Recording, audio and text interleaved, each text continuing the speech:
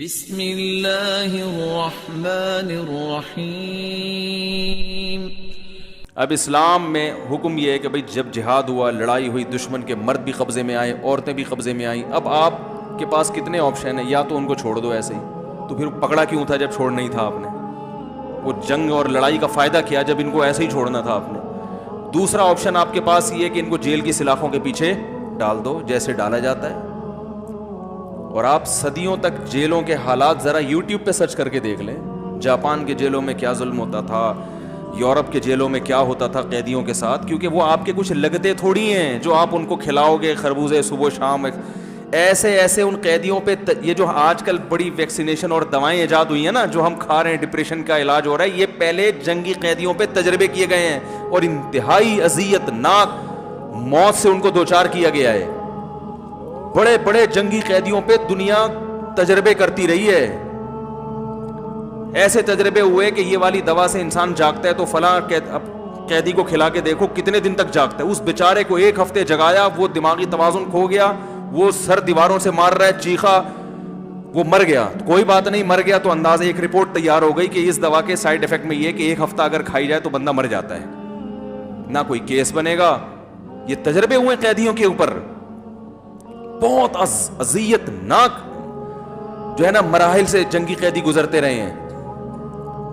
تو اسلام اگر قیدیوں کی یہ کہتا کہ جیلوں میں ڈال دو تو کیا پرسان حال ہوتا ان کا، کیا حالات ہوتے ان کے؟ تو اسلام نے کہا، درمیانی راستہ دیا کہ بھائی نہ قتل کرو ان کو، یا ایک راستہ یہ ہوتا کہ سب کو اڑا دو جان سے۔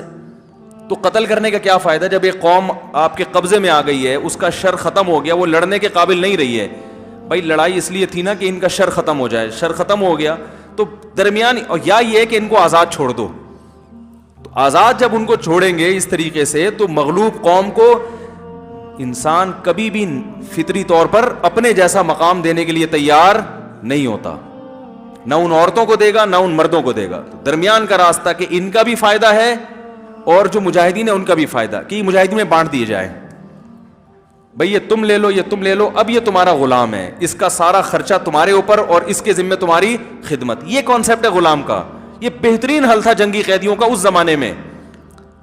اور اسی میں جب باندیاں دی جائیں گی تو یہ عجیب بات ہے، ایک باندی کسی کے حوالے کر دی مگر اس کو ریلیشن قائم کرنے کی اجازت نہیں ہے، جبکہ وہ اس کی لگتی کچھ بھی نہیں، اس سے معاشرے میں زنا پھیلے گا۔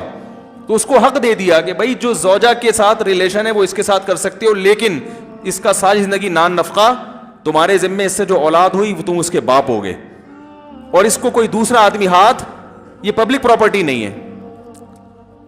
تو میں نے کہا بھائی اس کے علاوہ آپ کے ذہن میں اگر کوئی اور ایسا حل ہے جو اسلام کو اس وقت اختیار کرنا چاہیے تھا تو پلیز آپ بتا دیں۔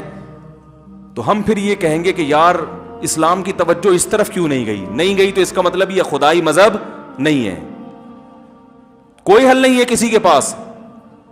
اور پھر اسلام نے ان قیدیوں کے ساتھ حسن سلوک کا جو حکم دیا، بات بات پہ غلام آزاد کرنے کا حکم دیا، کیونکہ جب ایک غلام آپ کا غلام بن گیا، اب آپ اپنی مرضی سے جب اس کو آزاد کریں گے تو وہ ریاست کا باغی نہیں بنے گا، کیونکہ ریاست نے اس پر احسان کیا ہے، مولا نے اس پر احسان کیا ہے۔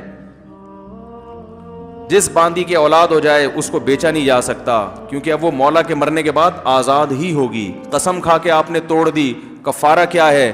غلام آزاد کرو۔